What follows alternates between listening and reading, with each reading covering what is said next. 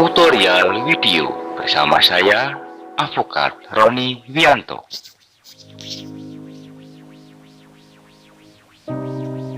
Hukum dan keadilan.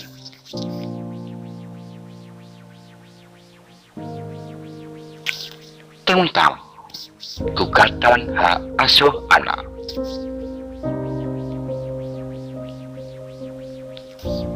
Sebelum dilanjut, silakan klik tanda subscribe dan lonceng.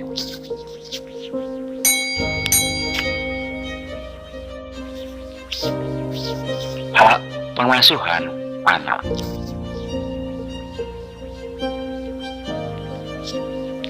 Salah satu masalah yang sering terjadi pada pasangan suami istri atau pasutri yang bercerai adalah memperebutkan hak asuh anak. Permintaan hak asuh anak dapat diajukan bersama gugatan atau ketika digugat cerai oleh pasangannya agar hakim memutus sebagai orang tua yang lebih berhak mengasuh anaknya dengan berbagai alasan, bukti, dan kepentingan. Pengasuhan anak tanggung jawab bersama. Sebenarnya masalah pengasuhan anak menjadi tanggung jawab bersama antara suami dan istri. Undang-Undang Nomor 1 Tahun 1974 tentang perkawinan Pasal 45 mewajibkan kedua orang tua untuk memelihara dan mendidik anak-anak mereka sebaik-baiknya. Kewajiban tersebut berlaku terus meskipun perkawinan mereka putus sampai anak itu kawin atau dapat berdiri sendiri.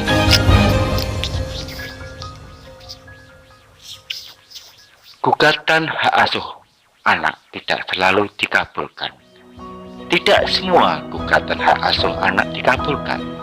Sebagai misal, ketika saya membela kepentingan klien seorang suami yang digugat cerai istrinya yang disertai permintaan kepada majelis hakim agar hak asuh anak diberikan kepadanya. Alasan yang disampaikan karena anak itu masih berumur 5 tahun dan dirinya merasa lebih berhak mengasuh anaknya ketimbang suaminya. Namun apa yang diputuskan majelis hakim?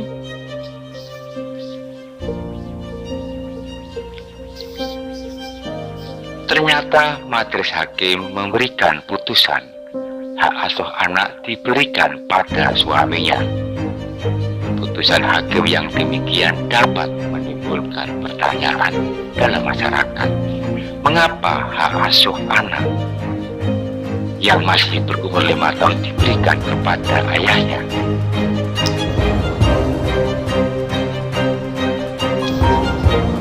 Pertanyaan tersebut wajar dan manusiawi, karena umumnya hak asuh anak yang masih berumur di bawah 12 tahun diberikan kepada ibu kandungnya.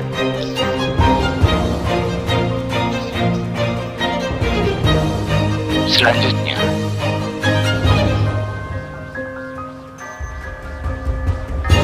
mengapa gugatan hak asuh anak tidak dikabulkan? Banyak pertimbangan yang dilakukan majelis hakim untuk memberikan putusannya. Siapa yang layak mengasuh seorang anak yang belum berumur 12 tahun? Apakah ibunya ataukah ayahnya?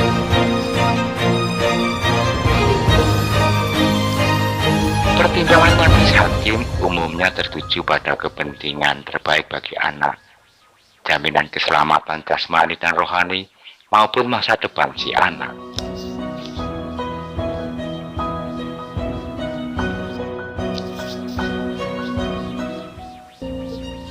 Bagaimana dengan ketentuan undang-undang?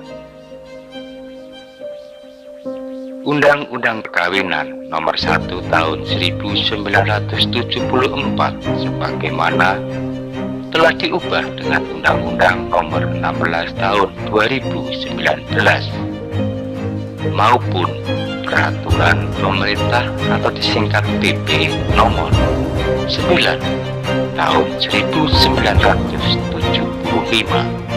tentang pelaksanaan Undang-Undang Perkawinan tidak mengatur secara khusus tentang hak asuh anak sebagai akibat perceraian.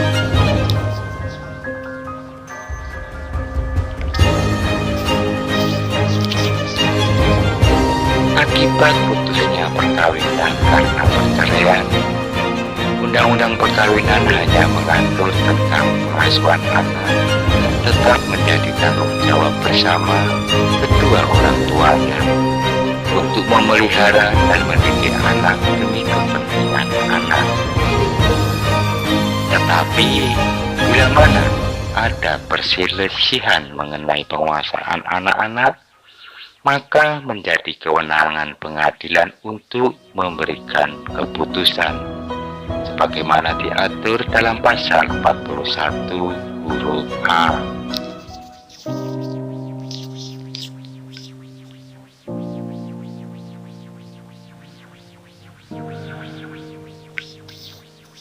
Sebagaimana telah disampaikan bahwa dalam ketentuan pasal 45 Undang-Undang Perkawinan mewajibkan kedua orang tua untuk memelihara dan mendidik anak-anak mereka sebaik-baiknya.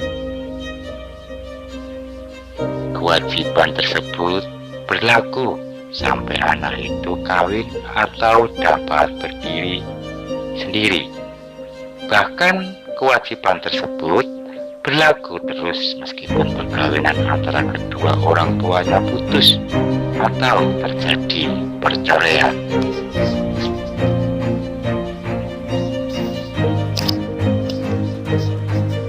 Berbeda bagi pasutri yang beragama Islam mengenai hak pengasuhan anak diatur secara rinci dalam kompilasi hukum Islam atau disingkat KHI.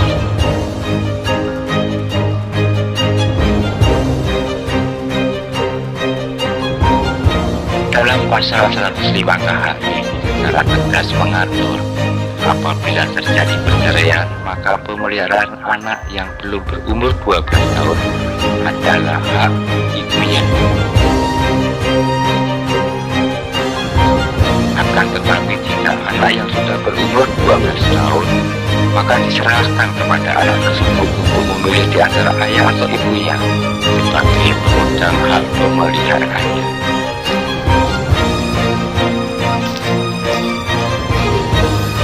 Gugatan hak asuh anak selalu ada.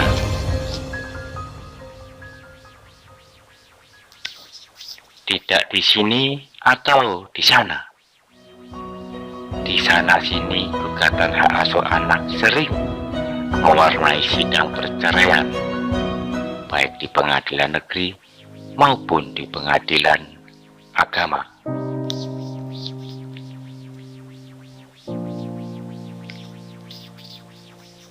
Mengapa hal ini bisa terjadi? Haruskah gugatan dikabulkan majelis hakim? Kemudian, bagaimana syarat dan prosedurnya?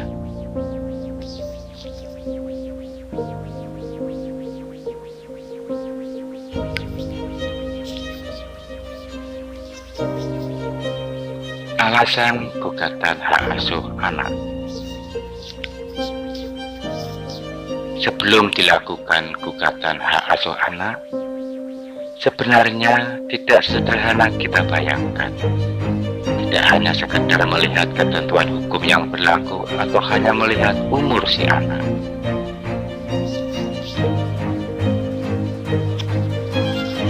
Selain memperhatikan ketentuan undang-undang, pengadilan mana yang berwenang mengadili atau umur si anak, maka terdapat aspek-aspek lain yang justru menjadi penentu dalam pengajuan gugatan hak asuh anak.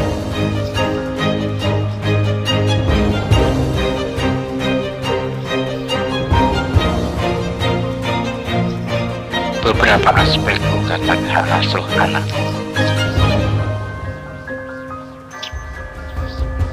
1.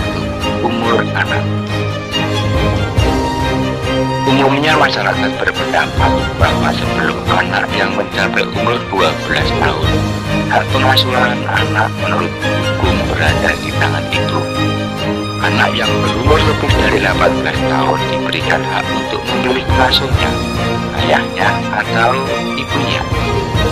Tetapi pasal 105 KHI memberikan kebebasan kepada anak yang telah berumur lebih 12 tahun untuk memilih diasuh oleh ayah atau ibunya.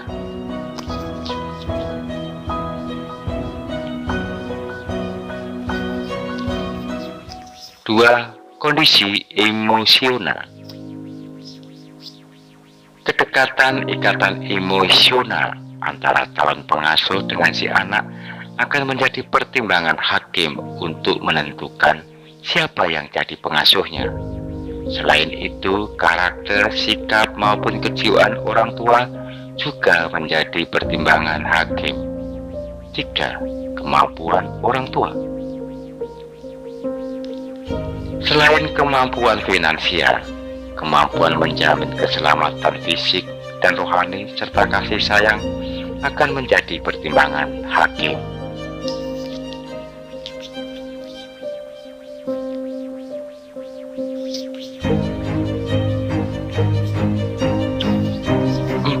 Lingkungan tempat tinggal.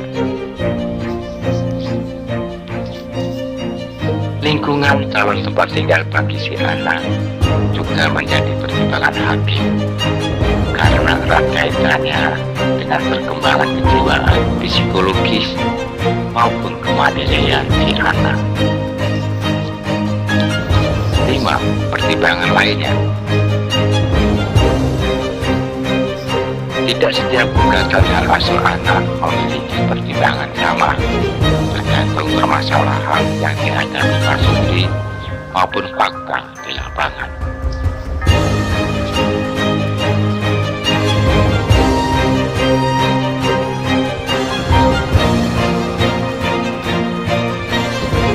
Konsep pengajuan gugatan. Ada dua konsep pengajuan gugatan hak asuh anak. Konsep pertama, gugatan hak asuh anak dilakukan secara terpisah setelah putusan cerai berkekuatan hukum tetap. Konsep kedua, gugatan hak asuh anak dilakukan bersamaan sidang perceraian. Dan konsep yang kedua inilah yang sering terjadi baik di pengadilan negeri maupun pengadilan agama. Prosedur pengajuan gugatan. Prosedur pengajuan gugatan hak asuh anak dapat dilakukan dengan datang sendiri ke pengadilan yang berwenang mengadili atau meminta bantuan jasa hukum seorang advokat. Dalam pengajuan gugatan harus dipersiapkan surat-surat dan dokumen pendukung seperti KTP, KK, akta perkawinan, akta kelahiran anak, akta cerai jika sudah bercerai, dan biaya panjar pendaftaran perkara.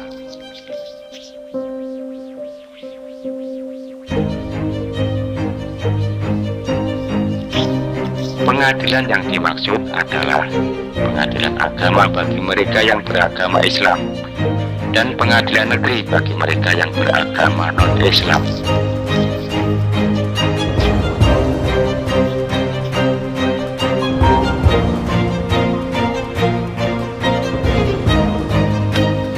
Gagalnya gugatan hak asuh anak. Banyak faktor yang menjadi penyebab gagalnya sebagai pemegang hak asuh anak, seperti seorang pemabuk, pemadat, penjudi, perselingkuhan, menjalani hukuman penjara, berdalam perang keras, kekejaman, atau penganiayaan, maupun faktor-faktor lain yang dikhawatirkan tidak dapat menjamin keselamatan jasmani dan rohani si anak.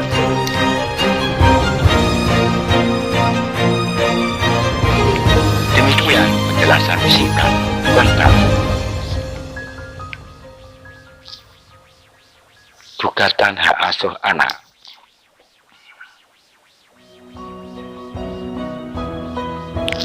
Semoga bermanfaat. Terima kasih.